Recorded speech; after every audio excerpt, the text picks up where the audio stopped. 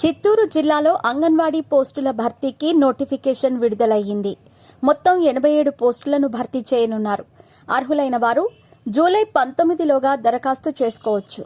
మరి దీనికి సంబంధించిన పూర్తి వివరాలు ఇప్పుడు తెలుసుకుందాం. చిత్తూరు జిల్లాలో అంగన్వాడీ ఉద్యోగాల భర్తీకి ప్రకటన విడుదలయ్యింది. ఇందులో అంగన్వాడీ వర్కర్లు, మినీ అంగన్వాడీ వర్కర్లు, అంగన్వాడీ హెల్పర్ల పోస్టులను భర్తీ చేయనున్నారు. చిత్తూరు జిల్లాలో ఐసీడీఎస్ పీడీ నాగశైలజ నోటిఫికేషన్ వివరాలు వెల్లడించారు. కలెక్టర్ ఆదేశాల మేరకు ఖాళీగా ఉన్న పోస్టులను భర్తీ చేస్తున్నామని అన్నారు. చిత్తూరు జిల్లా ఐసీడీఎస్ ప్రాజెక్టులోని అంగన్వాడీ ఉద్యోగాల భర్తీకి నోటిఫికేషన్ విడుదలయ్యింది. ఈ నోటిఫికేషన్లో భాగంగా మొత్తం 87 ఖాళీలను భర్తీ చేయనున్నారు.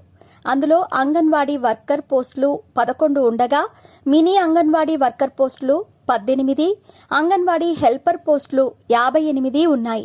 అర్హులైన వారు జూలై 19లోగా దరఖాస్తు చేసుకోవాలి. దరఖాస్తు స్వీకరణ గురువారం జూలై 4వ తేదీ నుంచి జూలై 19 శుక్రవారం వరకు ఉంటుంది. దరఖాస్తును ఆఫ్లైన్లోనే స్వీకరిస్తున్నట్టు అధికారులు తెలిపారు. రిక్రూట్మెంట్ ప్రకటన. ఐసీడీఎస్ చిత్తూరు జిల్లా ఉద్యోగాలు అంగన్వాడీ పోస్టులు. మొత్తం ఉద్యోగాల సంఖ్య 87. ఇందులో అంగన్వాడీ వర్కర్లు 11, మినీ అంగన్వాడీ వర్కర్లు 18, అంగన్వాడీ హెల్పర్స్ 58. అర్హత 10వ తరగతి ఉత్తీర్ణత అయి ఉండాలి. స్థానిక ప్రాంత పరిధికి చెందిన మహిళ అయి ఉండాలి. కనీస వయస్సు 21 సంవత్సరాలు, గరిష్ట వయస్సు 35 సంవత్సరాలు. ఎస్సీ, ఎస్టీ అభ్యర్థులకు కేటాయించిన పోస్టులున్న ప్రాంతాల్లో 21 ఏళ్లు నిండిన వారు లేకపోతే 18 ఏళ్లు నిండిన వారిని కూడా తీసుకుంటారు. దరఖాస్తు ప్రారంభం తేదీ జూలై 4 గురువారం. దరఖాస్తు చేయటానికి చివరి తేదీ జూలై 19 శుక్రవారం సాయంత్రం 5 గంటల లోపు అప్లికేషన్లు స్వీకరించబడతాయి. గౌరవ వేతనం అంగన్వాడీ వర్కర్కు 11,500, మినీ అంగన్వాడీ వర్కర్కు 7,000, అంగన్వాడీ హెల్పర్కు 7,000. ఎంపిక విధానం. ఎటువంటి పరీక్ష ఉండదు. ఇంటర్వ్యూ మాత్రమే నిర్వహిస్తారు. ఇంటర్వ్యూలో ప్రతిభ ఆధారంగానే ఎంపిక చేస్తారు.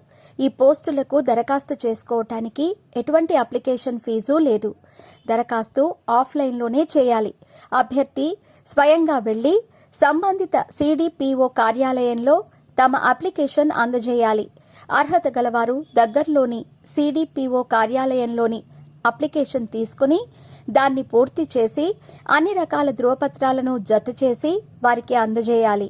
ఆధార్ కార్డ్, రేషన్ కార్డ్, పుట్టిన తేదీ, వయస్సు ధృవీకరణ పత్రం, కుల ధృవీకరణ పత్రం, 10వ తరగతి మార్కుల జాబితా, నివాస స్థల ధృవీకరణ పత్రం, ఒకవేళ వితంతువు అయితే భర్త మరణ ధృవీకరణ పత్రం, వికలాంగురాలైతే పీహెచ్ సర్టిఫికెట్, వితంతువై పిల్లలున్నట్లయితే పిల్లల వయస్సు ధృవీకరణ పత్రం, జిరాక్స్ కాపీలను దరఖాస్తుకు జత చేయాల్సి ఉంటుంది.